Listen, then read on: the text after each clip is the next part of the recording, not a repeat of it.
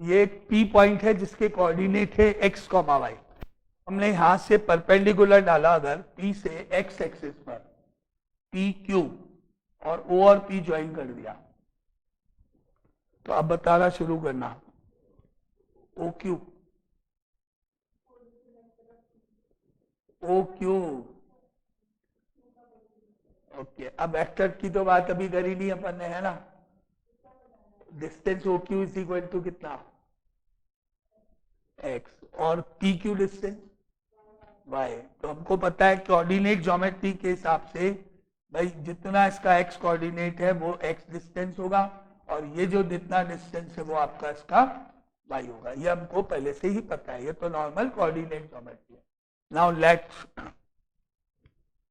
I cap be a unit vector along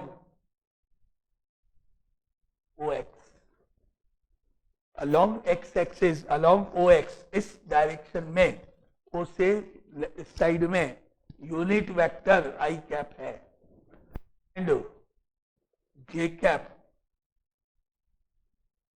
B are unit vector along OY, और O से y axis के along ऐसे इस direction में यूनिट वेक्टर जे कैप है। Unit vector मतलब O से आगे जाके इस डायरेक्शन में जाके 1 सेंटीमीटर 1 यूनिट का डिस्टेंस मार्क करेंगे, that is called I cap. I cap क्या डिनोट करता है, ओ एक्स के अलॉन्ग एक यूनिट वेक्टर है, मैग्नीट्यूड जिसका 1 होता है। ठीक है, तो मैंने अभी इसमें डायग्राम में कोऑर्डिनेट ज्योमेट्री जब यूज करी तो ओ क्यू जो डिस्टेंस है वो एक्स है, और जो डिस्टेंस पी क्यू है वो अभी वाई है। अभी कहीं भी हमने वेक्टर का यूज कहीं भी नहीं किया, बस ऊपर आई कैप जे कैप के लिए एक लाइन लिखी। अब क्वेश्चन है नेक्स्ट, अब जिसको आता है देखें, O Q vector, O Q vector पूछ रहा हूं कितना होगा, ओ क्यू वेक्टर कितना होगा, ऐसे पूछ लो। करेक्ट, एक्स आई कैप। अब कैसे आया,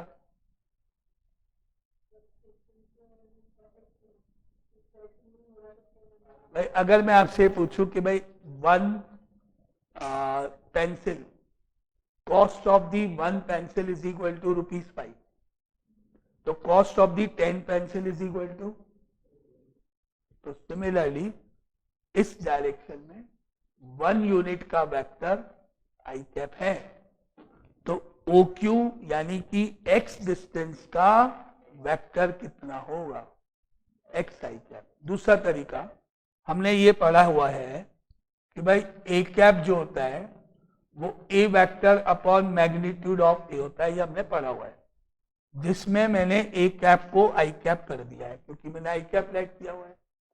वेक्टर ए को मैंने ओ क्यू कर दिया है, मैं इसको निकालने जा रहा हूं ओ क्यू कितना है, तो नेचुरली बात है कि नीचे मेरे को ओ क्यू का मैग्नीट्यूड लिखना पड़ेगा, जो मैंने ऊपर लिख रखा है आपके सामने, ओ क्यू का मैग्नीट्यूड कितना है, तो ये x हो गया और इधर * हो गया। आया समझ में, ओ क्यू वैक्टर एक्स आई कैप क्यों होता है, तो O Q vector is equal to x I cap हो गया।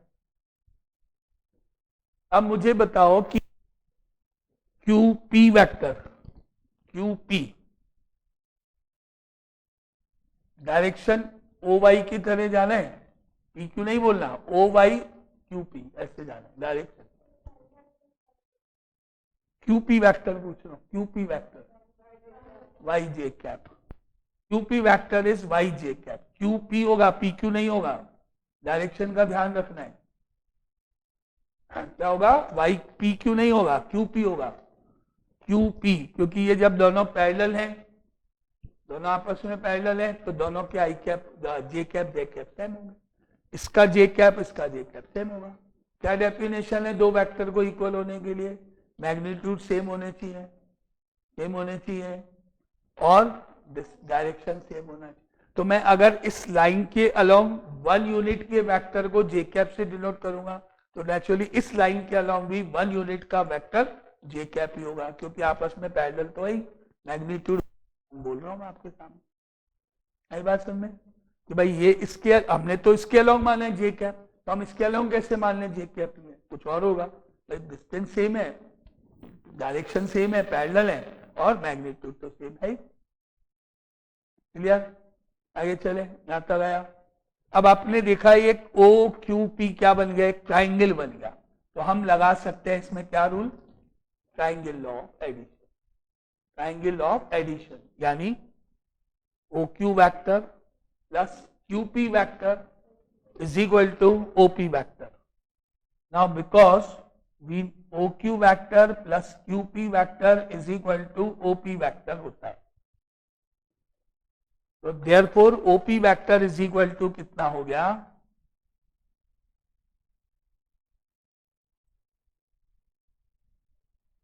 XI cap plus YJ cap हो गया, बन गया। तो क्या बन गया कि भाई ये हमने एक पॉइंट P के कोऑर्डिनेट से वेक्टर बना दिया, और वो वेक्टर ओपी वेक्टर कहलाएगा। एक तो ये आ गया हमारे पास स्टेप यहां तक। आगे देखें, अब आप मुझे ये बताओ O से लेके P तक का जो डिस्टेंस है, डिस्टेंस पूछ रहा हूं मैं, वो कितना हुआ, root of x square plus Y square, Pythagoras theorem लग जाएगी। तो हमने देखा कि भाई जो ओपी वेक्टर का डिस्टेंस का बात करें वो रूट में x square plus Y square के इक्वल होगा। हो गया, हो गया। अब अगर आप इससे उसको कंपेयर करो तो आपको क्या नजर आएगा, हम कहेंगे कि भाई इसका मतलब ओपी का डिस्टेंस का मतलब मैग्नीट्यूड ऑफ ओपी होगा, वेक्टर फॉर्म में बात करोगे तो, है ना, डिस्टेंस मतलब मैग्नीट्यूड हो गया, is equal to I cap के कोफिशिएंट का स्क्वायर, जे कैप के कोफिशिएंट का स्क्वायर, एडिशन और रूट।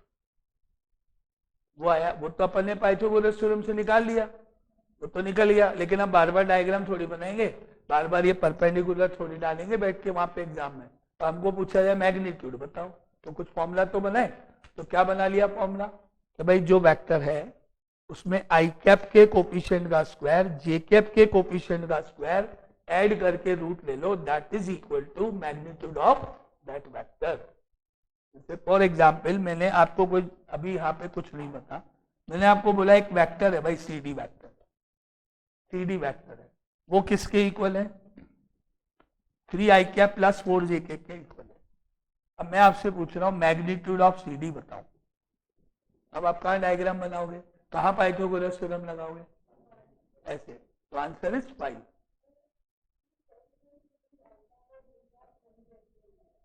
वही तो हम स्टैंडर्ड पढ़ रहे हैं ना, हमने अभी फॉर्मूला बना रहे हैं, हम स्टैंडर्ड रिजल्ट पढ़ रहे हैं, तो जो हम अभी पढ़ रहे हैं वो स्टैंडर्ड ट्रीट करेंगे, standard treat.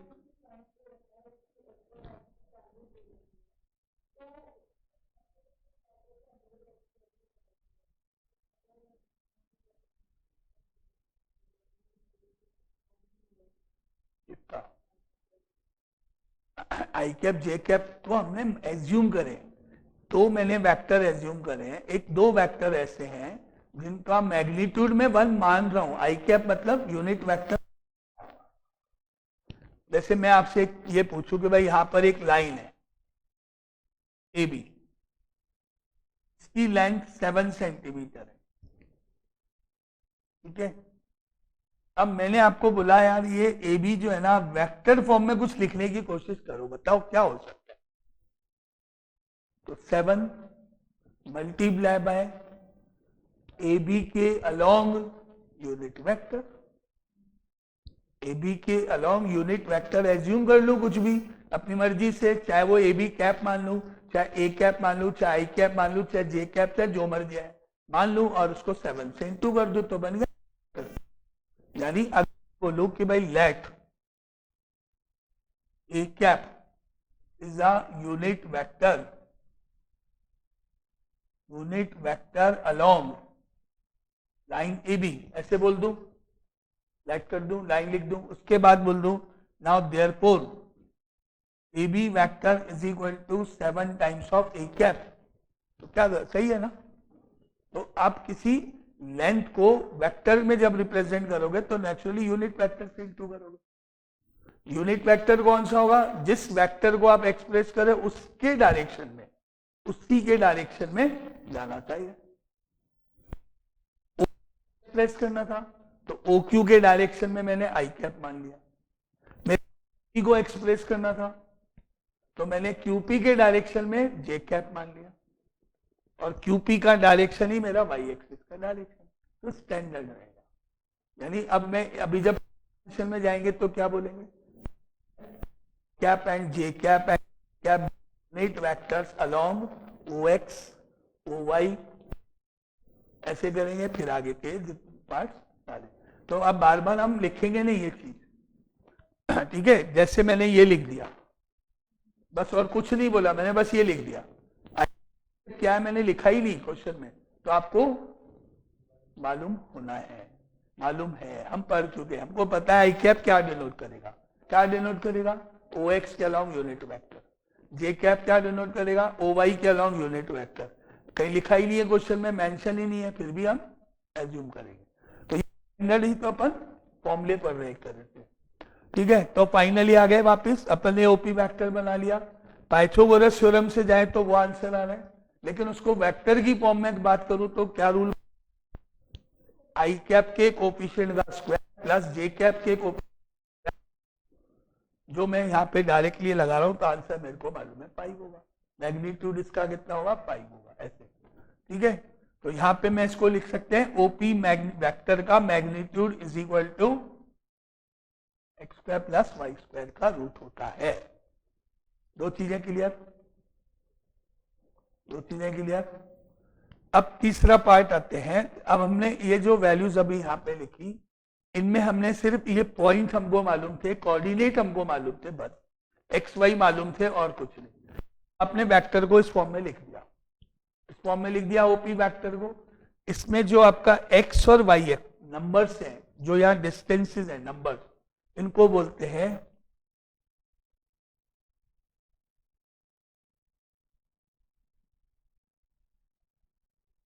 Scalar components of OP vector along x and y axis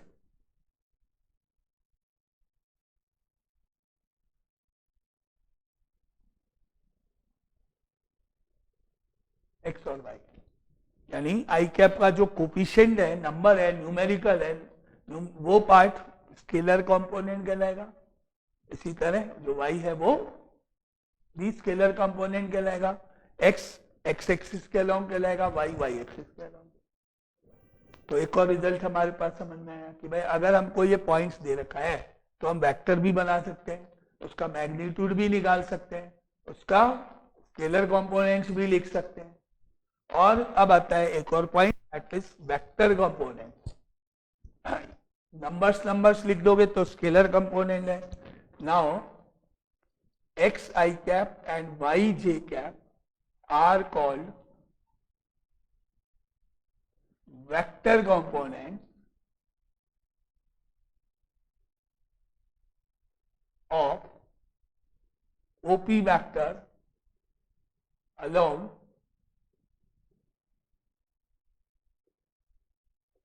x and y axis। अगर हमने आई कैप जे कैप लगा दिया तो वो वेक्टर कंपोनेंट्स हो गए, केवल न्यूमेरिकल नंबर लिख दिए तो वो स्केलर कंपोनेंट। कोफिशिएंट जो है वो स्केलर कंपोनेंट है, या जो ऊपर जो कोऑर्डिनेट है ना, पॉइंट पी के कोऑर्डिनेट, वो स्केलर कंपोनेंट पॉइंट्स वाले जो है। तो एक पॉइंट के कोऑर्डिनेट से हमने क्या क्या डिवीजन निकाल लिया? OP वेक्टर बना दिया, OP वेक्टर का मैग्नीट्यूड निकाल लिया, स्केलर कंपोनेंट्स लिख दिए, वेक्टर कंपोनेंट्स लिख दिए, ये सारे पॉइंट हमने लिख दिए। और अगर मैं आपसे पूछूं कि भाई अब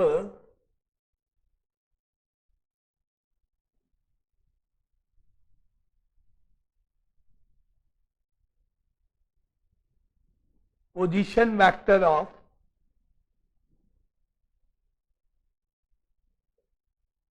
पॉइंट बी बताओ, पॉइंट पी का पोजीशन वेक्टर क्या होगा? वही सेम ओपी वेक्टर हमने पढ़ा है। ओपी वेक्टर को ही पोजीशन वेक्टर बोलते हैं।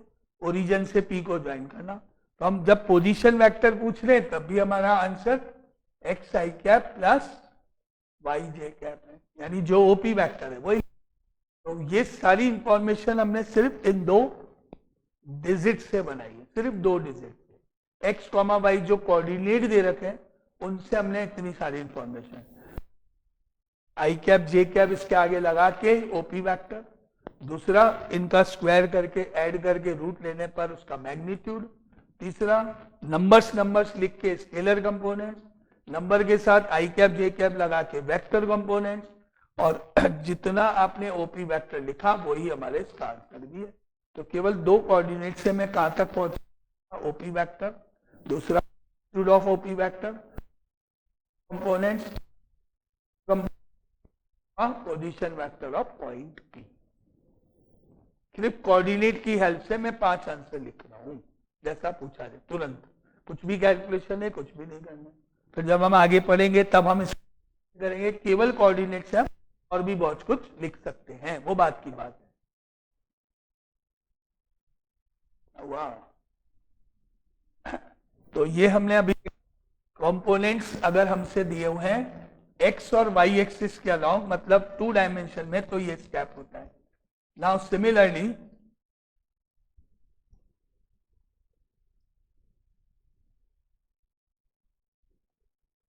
पूछ रहे हैं तो बोलो भाई, पूछ रहे हैं नहीं? नाउ अब यहां पर similarly components of a vector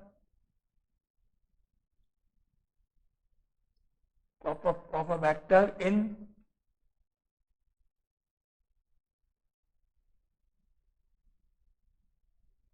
three dimension. अब इसको मैं एक्सटेंड कर देता हूं 3 डायमेंशन ज्योमेट्री में। सिर्फ फर्क कितना होगा, एक कोऑर्डिनेट बढ़ जाएगा और एक के कैप बढ़ जाएगा, बस। Let point P be x y and z and I cap, J cap, K cap be the unit vectors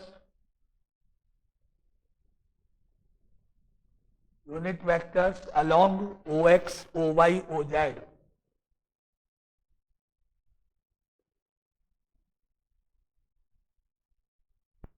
एक पॉइंट P है जिसके कोऑर्डिनेट्स एक्स वाई जेड है। आई cap unit vector along positive X axis, J cap along positive Y axis, K cap along positive Z axis.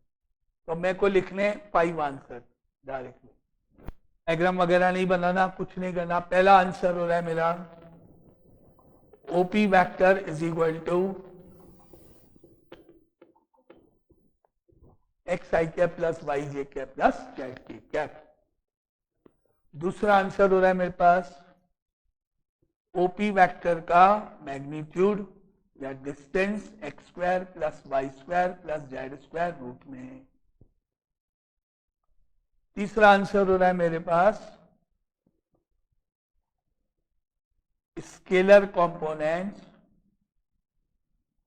Of OP vector is equal to X Y Z, numbers वाली बात। और चौथा answer हो रहा है vector components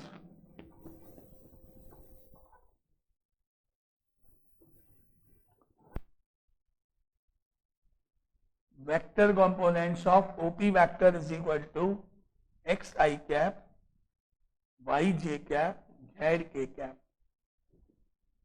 और इसके बाद आ रहा है पोजीशन वेक्टर, फिफ्थ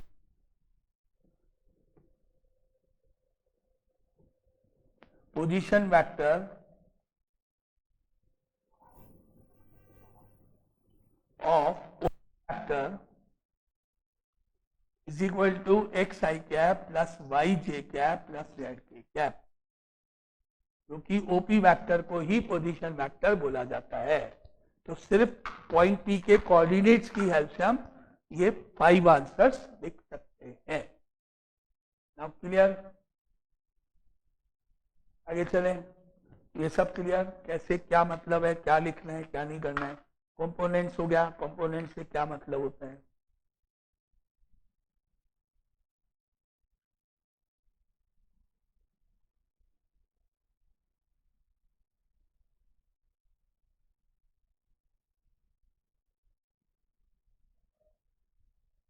क्लियर? चलो तो अब आगे चलें।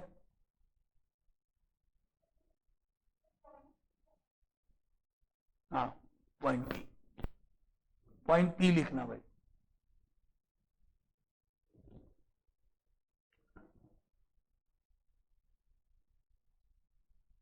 आ गया मेथड्स का?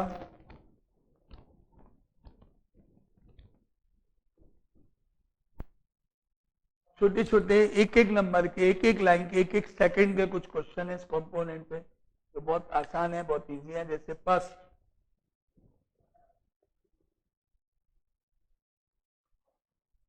find x and y so that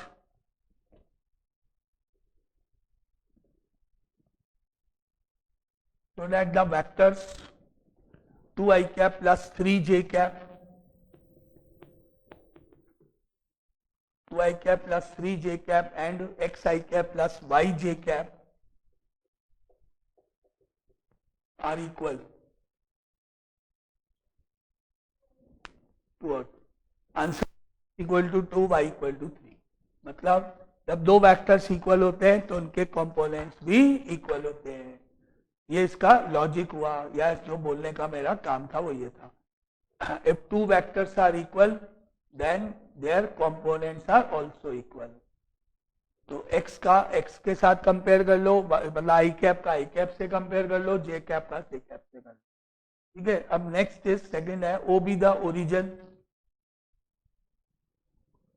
point P दे रखा है, -4,3 है, -4,3 है। Now express OP vector in terms of i cap and j cap, -4 i cap plus 3 j cap. दूसरा है find magnitude of OP vector. बस एक एक नंबर के, एक एक सेकंड के हैं जो अपन ने अभी पढ़ा, उनको चेक करने का है। तो ये सेकंड हो गया। नाउ थर्ड है, यहां पर ए और बी दो वेक्टर्स इस तरह से लिखे हुए हैं। ए वेक्टर है आई कैप प्लस 2j कैप और बी वेक्टर है यहां पर 2i cap plus j cap. ठीक है, क्वेश्चन है are the vectors A and B equal?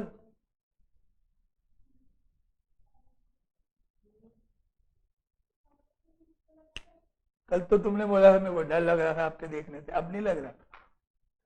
Are the vectors A and B equal? अरे अभी तो पता आई कैप का कोफिशिएंट सेम होना चाहिए भाई।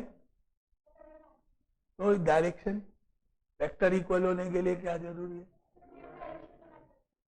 तो नहीं है ना। डायरेक्शन कैसे डिसाइड करोगे? डायरेक्शन कैसे डिसाइड करोगे?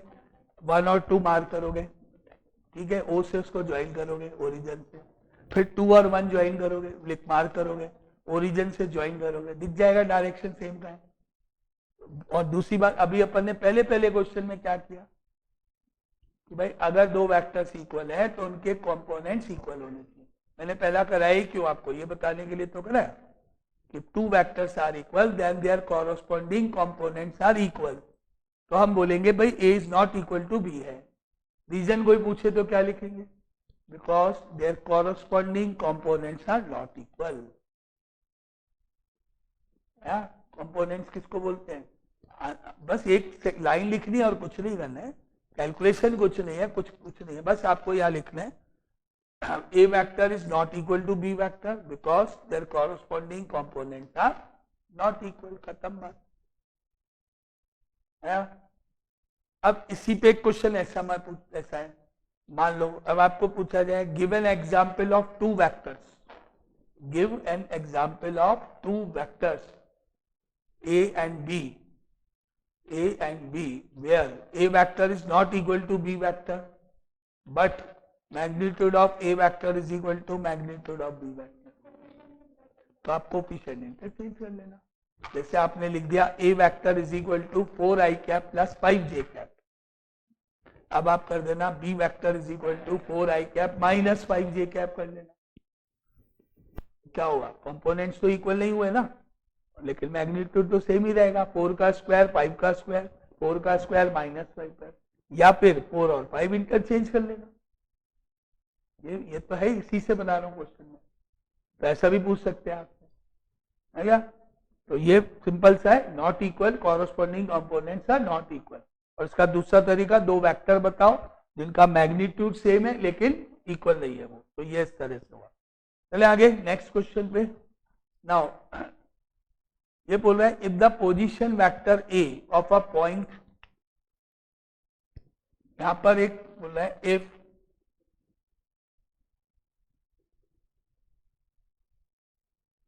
the position vector, if the position vector A, point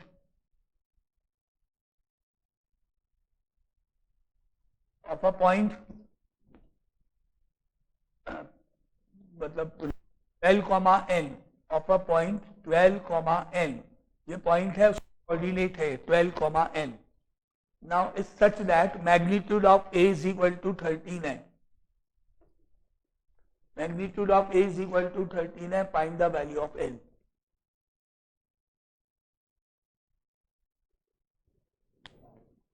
correct है, करेक्ट है ना, ऑब्जेक्टिव टाइप सब।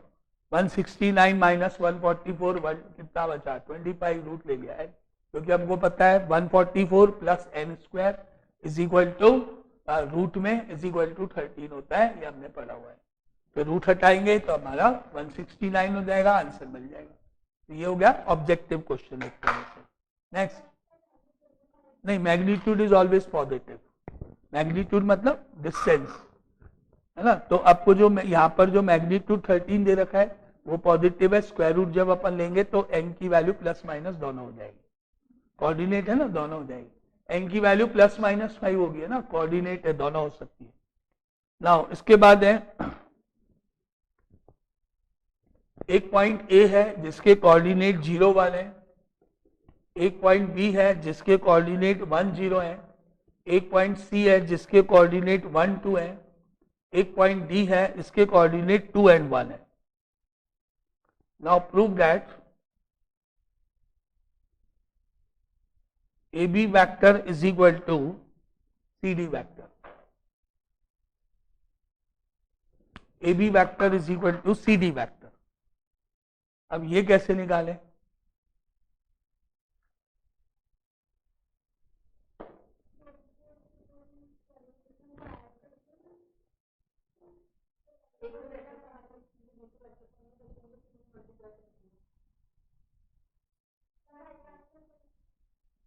कैसे,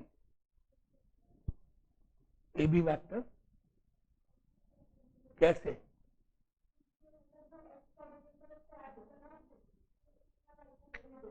कोऑर्डिनेट्स हैं A और B के जैसे होते हैं, और क्या। कल याद करो भाई, कल का टॉपिक याद करो भाई, अरे भाई कल का टॉपिक याद करो, कल का टॉपिक याद करो, कल का टॉपिक याद करो। निखिल क्या बोल रहा है सुनो, वो बोल रहा है A B vector is equal to होता है AO vector plus OB vector. याद करो कल का टॉपिक, मैंने बोला था बीच में ओ डाल दो, बीच में ओ डाल दो, जो पूछा है कल ही तो। सुनो पहले पूरा, ये आया आया, अभी सुनो पूरा। अब AO वेक्टर कितना है वो बताओ, नहीं AO वेक्टर नहीं है, 1i कैप प्लस, गलत, कल ही बताया मैंने आपको, कल ही तो बताया था, अरे कल ही तो बताया था भाई, 0i cap minus j cap, कल ही तो बताया था। OA को ही तो बोलते हो आप, पॉइंट A से जो बनाओगे वो OA वेक्टर बनाओगे कि AO वेक्टर बनाओगे, पहले बताओ। OA बनाओगे ना, मैं तो AO पूछ रहा हूँ आपसे, साइन चेंज नहीं करोगे, क्या लिखोगे, 0 का तो ठीक है 0 ही रहेगा, 0i कैप, लेकिन जो जे कैप हो रहा है 1 के साथ वो माइनस जे कैप नहीं बनेगा, तो क्या बनेगा 0 आई कैप माइनस जे कैप। ओबी वेक्टर में आप जो कोऑर्डिनेट है वो सही रहे, उसमें नहीं प्रॉब्लम है, ओबी है वो उससे स्टार्ट नहीं होना चाहिए क्या। तो जब मैंने ए बी वैक्टर लिखा तो दैट इज इक्वल टू क्या बन गया ए ओ वैक्टर 0 आई कैप माइनस जे कैप। और जब ओबी वेक्टर लिखा तो क्या बन गया आई कैप प्लस 0 जे कैप बन गया। तो फाइनली ए बी वैक्टर क्या हो गया आई कैप माइनस जे कैप हो गया, छोड़ दिया यहाँ पे, खत्म बात है ना। अब चले सी डी वैक्टर की तरफ, क्या लिखूं C D vector equal to CO vector plus OD vector लिख दूं। अब सीओ वैक्टर क्या हुआ minus i cap minus 2 j cap, और ओडी वेक्टर कितना हुआ plus 2 i cap plus j cap हो गया। अब देखो कितना हो गया फाइनली है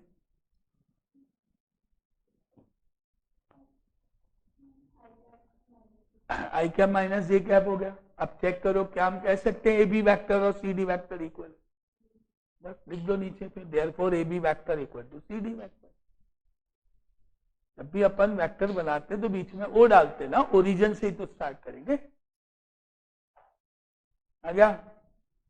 अब हम यहां पर एक स्टेप करने जा रहे हैं क्योंकि हमने यहाँ कुछ कंक्लूजन भी निकालनी है। सोचो अभी आपने ए बी वैक्टर लिखा, ऐसे लिखते आपको पता है, लिख दिया। फिर आपने ए बी वैक्टर ऐसे लिख दिया, ठीक है। अभी मैं इसको ऐसे, मैं आपको पता है A B vector is equal to A O plus O B होता है ट्राइंगल लॉ के अकॉर्डिंग, है ना, यही होता है।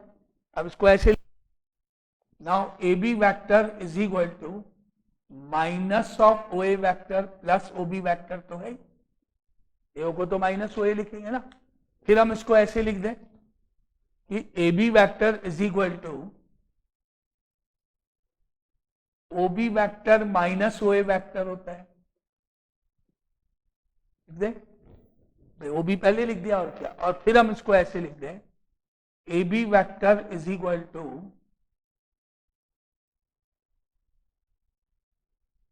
क्योंकि ओ बी वैक्टर क्या होता है पोजीशन वेक्टर ऑफ बी होता है, माइनस ओ ए वैक्टर क्या होता है position vector of point A होता है। यानी ए बी वैक्टर क्या हो गया भाई, बी का पोजीशन वेक्टर का मतलब है आई कैप प्लस 0 जे कैप, और ए के पोजीशन वेक्टर का मतलब है 0 आई कैप प्लस जे कैप। दोनों को माइनस करना है, बीच में माइनस है या? तो मुझे लिखना क्या पड़ेगा आई कैप, यहां पे लिखते हैं आई कैप प्लस 0 जे कैप, ऐसे लिखूंगा, माइनस क्या लिखूंगा 0 आई कैप प्लस जे कैप, ऐसे लिखेंगे। तो इसमें से ये माइनस होगा, आई कैप का आई के साथ सब्ट्रैक्ट होगा, 1 माइनस 0 आई कैप बन 0 माइनस 1 जे कैप बन गया, ठीक है। अब बात ये नहीं कि आंसर के, अब बात किससे रिजल्ट की, ये इतने स्टेप करने पड़े मेरे को घूम फिर के बार बार, कभी ओ डाले बीच में, कभी, अब मैं इसको करूंगा शॉर्टकट आने वाले। अब यहां से देखो ये 1 ये 0 ये 0 और ये 1, आई बात समझ में, कुछ रिजल्ट आया। अब मेरे को एक बार, अब मेरे सी डी वैक्टर में इस रिजल्ट को अप्लाई करके दिखा दो तो समझ में आ जाएगा आपको। आज कुछ लिखना नहीं है, आंसर बताना है सीधा, 1 आई कैप माइनस, आ गया समझ में, कहने का मतलब बार बार नहीं करेंगे अभी ओ वाला काम, यानी सेकंड में से फर्स्ट माइनस करना है, सेकंड कोऑर्डिनेट में से फर्स्ट कोऑर्डिनेट माइनस करना है, आई जे के लगाना है, 2 है तो लगाना, 3 है तो ऐसे।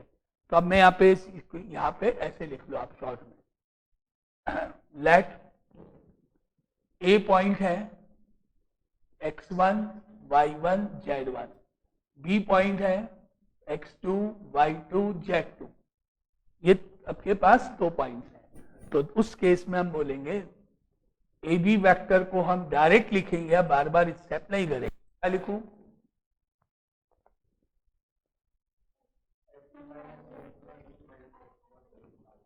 x2 minus x1 i cap plus y2 minus y1 j cap plus z2 minus z1 k cap.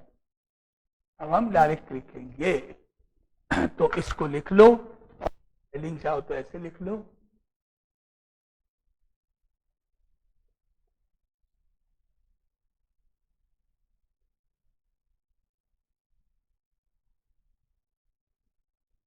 Vector joining 2 points, 2 points को जब कोई लाइन या ज्वाइन करती है तो जो वेक्टर फॉर्म होता है वो सिंपल सेकंड में से फर्स्ट को माइनस करना होता है।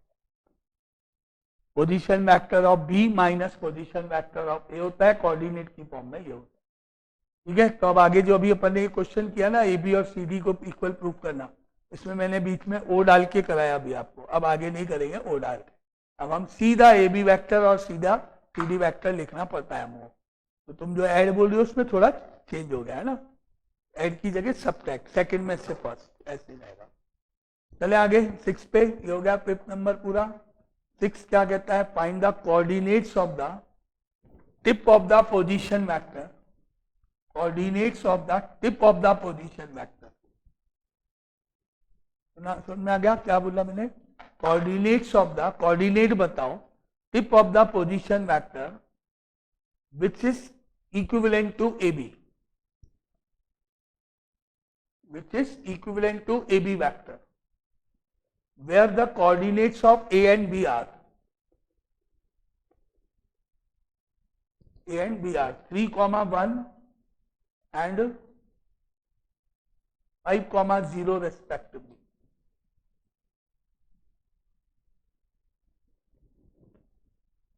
क्वेश्चन ये है, find the coordinates of the tip of the position vector which is equivalent to AB vector. Answer 2 minus 1 answer. Answer is 2, minus 1. यानी AB डाल के AB वेक्टर जब निकल जाएगा तो जो आई कैप जे कैप का कोफिशिएंट आएगा तो कोऑर्डिनेट से तो अपन वेक्टर बनाते हैं, वेक्टर कोऑर्डिनेट बनेंगे। तो ए बी वेक्टर निकाल लो, उसमें आई कैप जे कैप के जो कोफिशिएंट है वो कोऑर्डिनेट हो गए, आंसर कोऑर्डिनेट में लिख दो। तो बात हो गई ना, 3 minus 1 answer, sorry 2 minus 1 answer, simple. आगे चले, हो गया ये वाला क्वेश्चन समझ में आया। अब चले आगे, नेक्स्ट 7th में चल रहा है। Is a position vector whose tip is, A is a position vector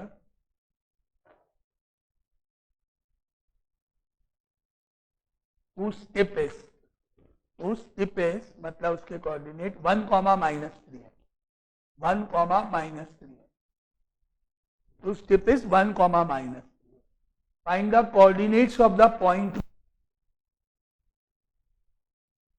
Find the coordinates of point B such that AB is equal to A vector. AB is equal to A vector और A के coordinate -1,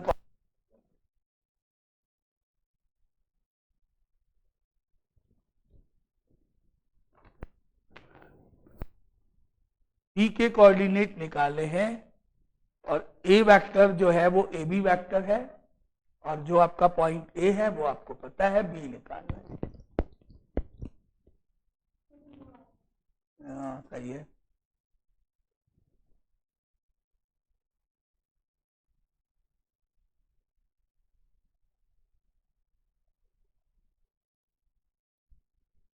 सही है, हो गया। ये छोटे छोटे हैं, एक एक पॉइंट के, मैंने इसलिए पूरे क्वेश्चन नहीं लेकर, बस समझाने, जो अपन ने अब तक पढ़ा वो समझ, उसको अप्लाई कैसे करते हैं समझना है बस। ठीक, ऐसे भाई सिंपल देखो, बी को हमने लेट कर दिया x, y है, नहीं इधर, और जिसको नहीं आया उनकी बात कर लो, ये मान लिया। अब ए बी वेक्टर बनाओ, ए बी वैक्टर बनाए, क्या होगा ए बी वैक्टर फिर? x plus 1 i cap plus y minus 5 j cap होगा। लेकिन according to question A B vector तो पहले ही पता है क्या है A B vector, i cap minus 3 j cap है। आप इक्वेट कर दो फिर, जब दोनों ही ए बी वैक्टर है तो कोफिशिएंट तो इक्वल होने ही होने चाहिए, तो बस x plus 1 is equal to 1 बन गया और y minus 5 is equal to minus 3 बन गया। अब आंसर आ गए, x की वैल्यू 0 हो गई, y की वैल्यू 2 हो गई। बस इतना करना है। क्लियर? आगे चले नेक्स्ट क्वेश्चन पर, क्योंकि छोटे छोटे क्वेश्चन है तो पूरे क्वेश्चन लिखने की भी जरूरत नहीं है। ABCD is a parallelogram. Suppose ये एक पैरेललोग्राम बनाया अपन ने ABCD. ABCD is a parallelogram और आपको पूछा है इसमें ए के कोऑर्डिनेट 2,3 है, बी के कोऑर्डिनेट 1,4 है, सी के 0 एंड 2 है और डी के कोऑर्डिनेट फाइंड करके बताओ। डी के कोऑर्डिनेट बताओ कितने होंगे, जो आपको अच्छा लगे। तो क्वेश्चन पूरा इसलिए नहीं लिख रहा हूं कि अब 10th लेवल का क्वेश्चन, 10th लेवल का। हाँ, जो आपको, मेरे को तो आंसर बताओ, आपने आगे आके नहीं आया, जैसा आपको ठीक है। क्योंकि तो इस क्वेश्चन को करने के बहुत सारे तरीके हैं, बहुत सारे तरीके हैं।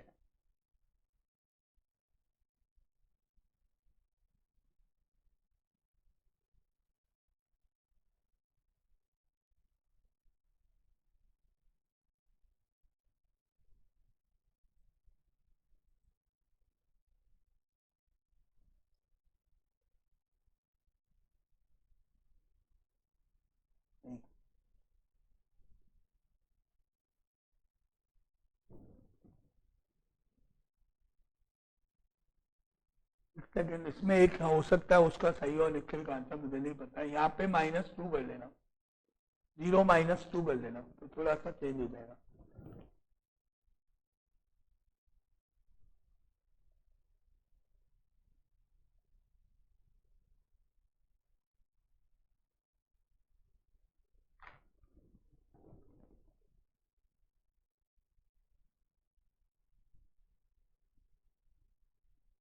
सही है। अरे भाई कर क्या रहे हो, मुझे तो समझा दो। 2 3 4 5 जने कर क्या रहे हो, मेथड तो बता दो, करा क्या? बीडी और बीए को इक्वेट कर दिया, ठीक है, सही है। और क्या?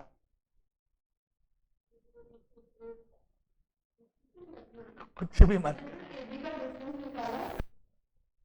10th क्लास का क्वेश्चन है, ध्यान से सुनो। x प्लस 1/2, सबसे इजी तो यही है, x plus 1/2 is equal to 2 plus 0/2 x की वैल्यू 1। भाई मिड पॉइंट लगा दिया है? अरे सबसे इजी तो यही है भाई, सबसे इजी तो यही है, मिड पॉइंट फॉर्मूला, एसी और बीडी का मिड पॉइंट लगा दिया, खत्म। 10th में अपन ऐसे तो करते। अरे भाई 10th में एक चैप्टर था ना, याद आया? कौन सा वाला चैप्टर? कोऑर्डिनेट ज्योमेट्री, याद है? सेक्शन फॉर्मूला था कि नहीं? उसमें यही तो क्वेश्चन थे, मिड पॉइंट फॉर्मूले से करते थे वेक्टर में। और कोई फर्क थोड़ी करा, वेक्टर तो मैंने यूज ही नहीं करा, तो मैंने 10th का मेथड लगाया, वेक्टर तो मैंने यूज ही नहीं करा भाई। और दूसरा y plus 4/2 is equal to y plus 4/2 is equal to 3 - 2/2। 2 से 2 कट गया तो 1 हो गया, -4 कर दिया, 3 -3 आ गया। सबसे इजी तो यही है, x प्लस 1 दोनों के मिड पॉइंट। यहाँ पे मैंने वेक्टर बिल्कुल यूज नहीं किया है, अगर ये लिखता यूजिंग वेक्टर करो तो मैं ये मेथड नहीं लगा सकता, क्योंकि ये तो 10th लेवल का मेथड लगाया मैंने। अब जैसा इसने कृतिका ने बोला वो लगाओगे तो आपको पता, एक नहीं बहुत सारे मेथड है। सुन, A B vector is equal to DC vector होगा। क्यों? क्योंकि मैग्नीट्यूड सेम है, डायरेक्शन सेम है, पैरेलल है। और AD vector is equal to BC vector होगा, सेम रूल। अब जो आपकी मर्जी हो लगा लो। और जब आप ए बी वैक्टर निकालोगे तो आपको पता है ए बी वैक्टर निकालने के लिए बी में से ए माइनस होना है। तो मैंने करा 1 - 2 करा, माइनस आई कैप आया, प्लस 4 में से 3 गया, जे कैप हो गया, बन गया ए बी वैक्टर।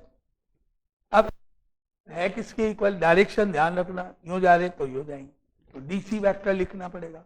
जब डीसी लिखेंगे तो नेचुरली मैं सी में से माइनस करूंगा, इसमें से इसको करूंगा, क्या आएगा? 0 - x, माइनस एक्स का -2 - y कर दिया। अब इक्वेट कर देना है, क्योंकि हमको मालूम है दोनों आपस में इक्वल है। क्या मिला? आई कैप का कोफिशिएंट -x -1 के इक्वल, y का -2 - y 1 के इक्वल, और एक्स वाई निकल गया। ये वेक्टर का तरीका हो गया। x की वैल्यू 1 हो गई और y की वैल्यू -3 हो गई। तो अगर आप फिर बोला जाए यूजिंग वेक्टर करो तो आप ये मेथड लगा लो, और यूजिंग वेक्टर नहीं है तो आप कोई भी लगाओ, जो आपकी इच्छा हो, जो आपको इजी लगता हो। ये लगता है तो ये लगाओ। चले आगे। क्लियर? ये क्वेश्चन बहुत सारे तरीके से हो सकता है ना। 10th लेवल के फॉर्मूले से हो सकता है, डिस्टेंस फॉर्मूले से हो सकता है, AD plus DC is equal to AC से हो सकता है, ट्रायंगल लॉ ऑफ एडिशन से। बहुत सारे तरीके। AD vector plus DC vector is equal to AC vector, फिर वो इक्वेट कर देंगे दोनों साइड। तो एक नहीं, बहुत सारे तरीके। और 10th लेवल की बात करें तो डिस्टेंस फॉर्मूले से हो जाएगा, ए बी का is equal to C D, A D equal to B C, दो इक्वेशन बना के सॉल्व कर, ऐसे जो भी आपको इजी लगे। नाउ 9th क्वेश्चन फटाफट। Find the unit vector, find a unit vector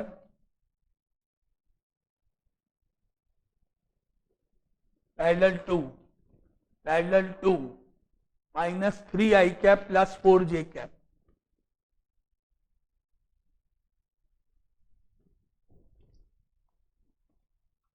बोलो।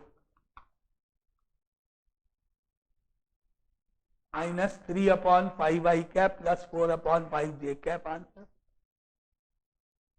करो A cap is equal to A vector upon magnitude of A. करो ए कैप मुझे निकालना है, फॉर्मूला है A vector upon magnitude of A. इसको आप ए वेक्टर मान लो, मैग्नीट्यूड से डिवाइड कर दो, क्योंकि वैसे ही पता है आपको कितना होगा, 5 होगा कि नहीं मैग्नीट्यूड। आंसर -3/5 आई कैप प्लस 4/5 जे कैप हो जाएगा। आपको बस अगर वर्किंग करनी है, ऑब्जेक्टिव क्वेश्चन है वैसे ही है, तो वर्किंग करनी है तो आपको पहले ये स्टेप लिखना पड़ेगा। लिख दिया। और इसके पहले आपको ये लिखना पड़ेगा, let A vector is equal to -3 I cap plus 4 J cap है। उसके बाद ये फॉर्मूला लिख देना, उसके बाद वैल्यू डाल देना, -3 I cap plus 4 J cap यहाँ, और 9 + 16 का रूट यहाँ, ऐसे शो कर देना। फिर जो आंसर आया नीचे 5 वो अलग अलग करके लिख देना, क्योंकि आंसर प्रॉपर फॉर्म में लिखना होता है। आई कैप फिर जे कैप ऑब्जेक्टिव है तो सीधा सीधा मैग्नीट्यूड से डिवाइड कर देना। चले आगे। 9 का क्या मेथड, क्या है स्टेप। एंड 10 क्वेश्चन है, find the vector of magnitude 5 units. क्या चीज? हाँ, अगर सुनो, एक बात सुनो, जैसे ये एक लाइन ए बी है ना, एक लाइन ये सी डी है, मैग्नीट्यूड सब अलग अलग है, कुछ नहीं पता, लेकिन ये दोनों का लाइंस जो है पैरेलल है, गिवन है, लाइंस पैरेलल है, गिवन है। ठीक है। अब मैंने क्या करा, यहां पर एक पॉइंट P मार्क कर दिया, यहां पर एक पॉइंट Q मार्क कर दिया, और इसका जो डिस्टेंस है वो 1 यूनिट है। मतलब मैंने इस लाइन पे कहीं भी एक पॉइंट P मार्क किया, 1 यूनिट स्केल से मेजर किया और Q मार्क कर दिया। अब मैंने यहाँ पर कहीं भी एक पॉइंट, यहाँ पे कहीं R ले लिया, यहाँ पे कहीं S ले लिया, और इसका यूनिट डिस्टेंस भी 1 यूनिट ले लिया। अब क्या मैं कह सकता हूं कि पी क्यू वैक्टर और आर एस वैक्टर इक्वल है? सोचो भाई, मैग्नीट्यूड दोनों के बताओ पहले, सेम है क्या? सेम है ना? और डायरेक्शन, दोनों कंडीशन पूरी इक्वल की, लाओ इक्वल। हम कह सकते हैं ना कि अगर एक लाइन के अलोंग यूनिट वेक्टर लिया जाए तो वही का वही यूनिट वेक्टर उसके पैरेलल लाइन के अलोंग भी काम करता है, दूसरी लाइन के अलोंग भी वही यूनिट वेक्टर हम लेंगे। तो उसके लिए तो मैंने अभी थोड़ी देर पहले जब ये अपन ने पढ़ा था तो मैंने आपको क्या बोला,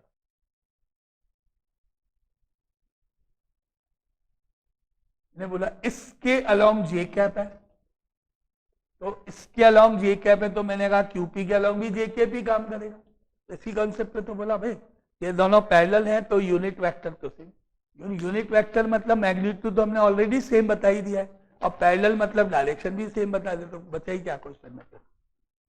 ठीक है, क्लियर। अब आगे चले एक फटाफट, क्योंकि बस ये ऑब्जेक्टिव टाइप के क्वेश्चन है जो हम करें, छोटे छोटे बस बेसिक बेसिक। तो एक 10th क्वेश्चन और है, find a vector of magnitude 5 units. Find a vector of magnitude 5 units. 5 unit का एक वेक्टर बताओ क्या होगा, निकालो, फाइंड करो, which is to the vector.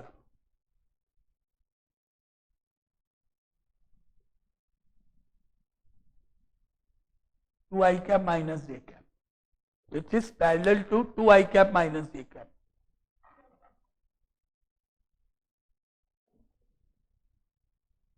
कैसे?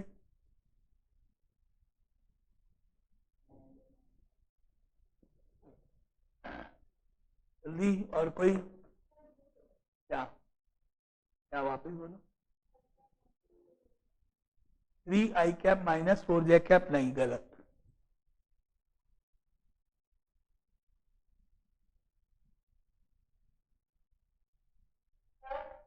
हाँ, यस। मुझे आंसर बताओ, मेथड नहीं बताओ, आंसर बताओ पहले।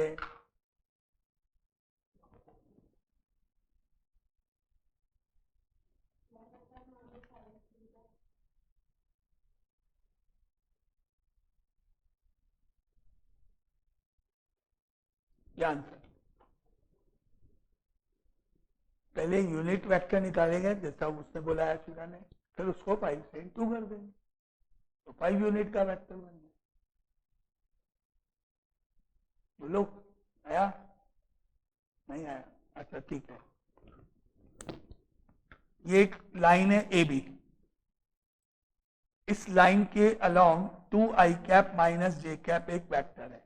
मतलब मैं आपसे बोल रहा हूं ए बी वेक्टर जो है वो आपका 2 i cap minus J cap है। ठीक है, अब मैंने क्या करा, एक लाइन ड्रॉ करी जो ए बी के पैरेलल होनी चाहिए, जो ऊपर लिखा हुआ है, कर दी। अब यहां पे ये लाइन सीधी हो गई। अब मैंने क्या करा, यहां पर एक कहीं भी पॉइंट पी ले लिया, कहीं भी ले लिया, उसके बाद इससे 5 यूनिट्स जाके दूसरा पॉइंट ले लिया क्यू, ये 5 यूनिट्स का डिस्टेंस ले लिया। तो क्वेश्चन की बात पूरी कर दी, कर दी। अब मुझे चाहिए क्या, मुझे चाहिए कि भाई ये पी क्यू वैक्टर है कितना, होगा क्या, कितना होगा पी क्यू वैक्टर, वो बताओ। क्या करें? पहले मैंने इस लाइन के अलोंग एम और एन 2 पॉइंट्स मार्क कर दिए जिनका डिस्टेंस 1 यूनिट है, तो वो मैंने निकाल लिया, that is equal to M N cap बोल के that is equal to 2 I cap minus j cap divided by 4 plus 1.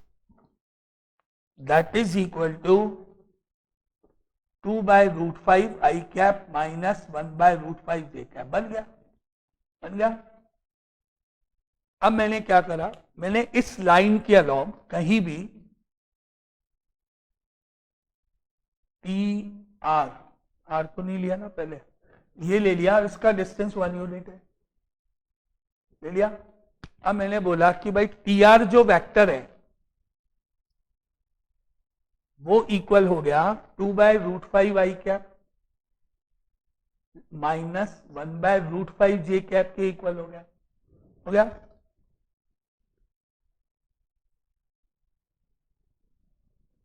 अभी तो बताएगा कि अगर एक लाइन के अलोंग यूनिट वेक्टर लिया गया तो वही का वही यूनिट वेक्टर उसके पैरेलल लाइन के इक्वल भी जाएगा। हो गया ना भाई, मैं ऊपर वाली लाइन के अलोंग यूनिट वेक्टर निकाल दूं तो वही का वही यूनिट वेक्टर नीचे वाली लाइन में भी वर्क करेगा, क्योंकि मैग्नीट्यूड 1 है और डायरेक्शन सेम है। यहां तक आया। अब याद करो, मुझे अगर पी क्यू वेक्टर निकालना है तो मुझे पता है कि भाई मैं इसको 5 से इंटू कर देता हूं।